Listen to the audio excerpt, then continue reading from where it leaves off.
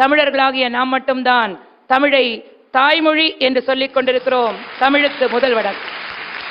திருவாரூர் தேரழகு, திருவிடை மருதூர் தெரு அழகு, மன்னார்குடி மதில் அழகு, வேதாரண்யம் விளக்கழகு. கலை உலகத்திலேயே நம்முடைய கேப்டன் தான் பேரழகு. கணிதத்திலே 1000 கிலோ என்றால் டன், கணிதத்திலே 1000 கிலோ என்றால் டன். 6 கோடி தமிழர்களின் இதயத்திலே இருப்பவர்தான் நம் கேப்டன்.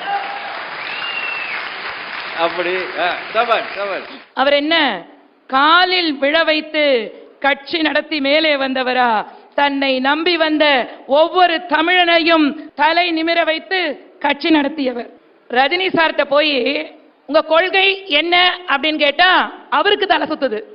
கமல் சார்ட்ட போய் உங்க கொள்கை என்னன்னு கேட்டா நமக்கு தலை சுத்துது. ஆனால் தன்னுடைய கொள்கை என்ன என்பதை மிக எளிமையாக சொன்னவர் கேப்டன். வறுமையை ஒழிப்போம், வருமானத்தை பெருக்குவோம் என்பதை தன்னுடைய கலை உலக பயணத்திலேயே தன்னுடைய திரைப்படங்களிலே நடித்து காட்டியவர் தான் நம்முடைய அற்புதமான கேப்டன் அவர்கள். இந்த நேரத்திலே நம்முடைய அன்னியாரை பற்றியும் நான் சொல்லியாக வேண்டும்.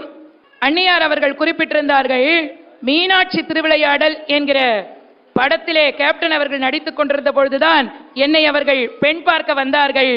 அன்றிலிருந்து இன்று வரை மதுரையில் எப்பொழுதெல்லாம் மீனாட்சி திருக்கல்யாணம் நடக்கிறதோ அப்பொழுதெல்லாம் என்னுடைய மங்கள நாளிலே நான் அந்த மஞ்சள் கயிறை மாற்றி புதுக்கயிறு போட்டுக் கொண்டிருக்கிறேன் என்று சொன்னால் ஏன் தெரியுமா? அவருடைய திரைப்படத்துல தான் ஒரு பாட்டு வரும். சேல மேல சேல வச்சு செவத்தப்பட்டு 100 வச்சு ஒரு மெச்ச கை பிடிச்ச ஒரே ஒரு உத்தமரு, வீரபாண்டி தேரு போல பேரெடுத்த சிங்கந்தா, ராமர் என்ன தர்மர் என்ன கேப்டன் மனசு தங்கந்தா. அப்படியே அவங்க மனசுல ஓடுற பாட்டு அப்படி பாட்டு பாருங்க. ஒரு 25 வருஷத்துக்கு முன்னாடி கேப்டனை சந்திச்சிருந்தீங்கன்னா நீங்க தான் ஹீரோயினு. கேப்டன் ஒரு 25 வருஷத்துக்கு முன்னாடி நம்பர் 2 ராஜாபாதர் வந்தா ரேவதி தான் ஹீரோயினு. டைம் பாராயிடுச்சு, அவ்வளவுதான். இப்ப எனக்கு என்ன வயசாச்சு? இப்பதான் 17 முடிஞ்சு 16 நடக்குது.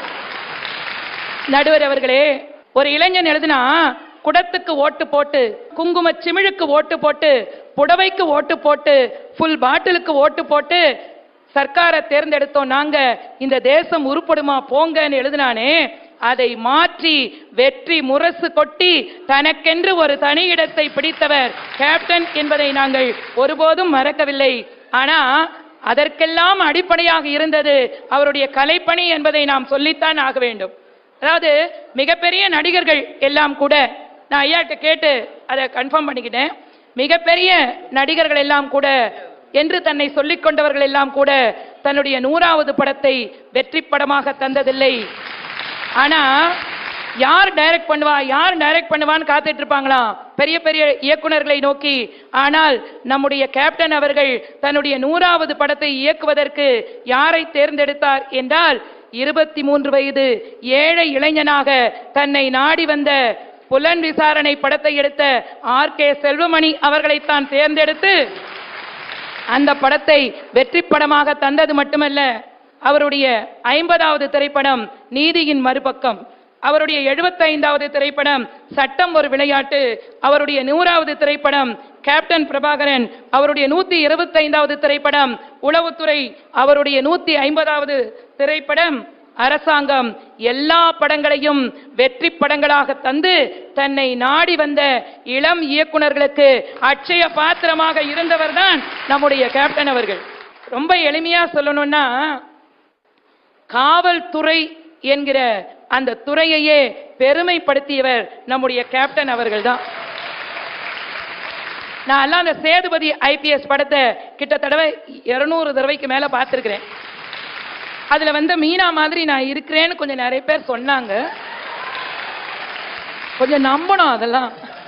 ஒரு அரசியல்வாதி அடுத்த தேர்தலை பற்றி கவலைப்படுவார், ஆனால் ஒரு தலைவர் மட்டும்தான் அடுத்த தலைமுறையை பற்றி கவலைப்படுவார். அவருடைய திரைப்படத்திலே அதற்கான எல்லா கூறுகளையும் நம்ம பார்க்க முடியும். அத அரசியலுக்கு வந்த பிறகு அவர் என்ன செய்தார் என்றால், அனிதாவினுடைய மரணத்தை கேள்விப்பட்டவுடன் அன்றைக்கு அவர் பக்ரீத் பண்டிகையை கொண்டாடிவிட்டு அந்த துக்க வீட்டிற்கு செல்வதற்கு கொஞ்சம் நேரமாகிவிட்டது. இருந்த போதிலும் கூட எவ்வளவு நேரமானால் என்ன, நான் போய் அந்த குழந்தையின் முகத்தை பார்த்து அந்த பெற்றோர்களுக்கு ஆறுதல் சொல்வேன் என்று சொல்லி இடுகாட்டிலே சென்று அந்த குழந்தையை பார்த்து கதறி அழுத குழந்தை உள்ளம் நம்முடைய கேப்டன் அவர்களுடைய உள்ளம். நிறைவாக ஒன்றே ஒன்று சொல்லிக் கொள்கிறேன்.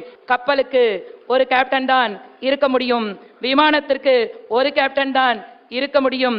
கலை உலகத்திற்கும் நாளைய அரசியல் உலகத்திற்கும் ஒரே ஒரு கேப்டன் தான் இருக்க முடியும் என்று சொல்லி, தண்ணீரில் மூழ்கி இருக்கிற தேசம் வெனிஸ், தண்ணீரை விலை கொடுத்து வாங்குகிற தேசம் குவைத், நிலவளத்தை மட்டும் நம்பி இருக்கிற தேசம் ஆஸ்திரேலியா, மனித வளத்தை மட்டும் நம்பி இருக்கிற தேசம் சீனா, தொழில் வளத்தை மட்டும் நம்பி இருக்கிற தேசம் ஜப்பான், ராணுவத்தை மட்டும் நம்பி இருக்கிற தேசம் அமெரிக்கா, ராணுவமே வேண்டாம் என்று சொல்லக்கூடிய தேசம் சுவிட்சர்லாந்து. ஆனால் இளைஞர்களை நம்பி இருக்கக்கூடிய தேசம் இந்த இந்தியா. இளைஞர்களை மிக அதிகமாக தன்னிடத்திலே ரசிகர்களாக கொண்டிருக்கக்கூடிய கேப்டன் அவர்களை நம்பி இருக்கக்கூடிய தேசமும் இந்தியா என்று சொல்லி வாய்ப்பளித்த அத்துணை பேருக்கும் நன்றி பாராட்டி விடைபெறுகிறேன். நன்றி, வணக்கம்.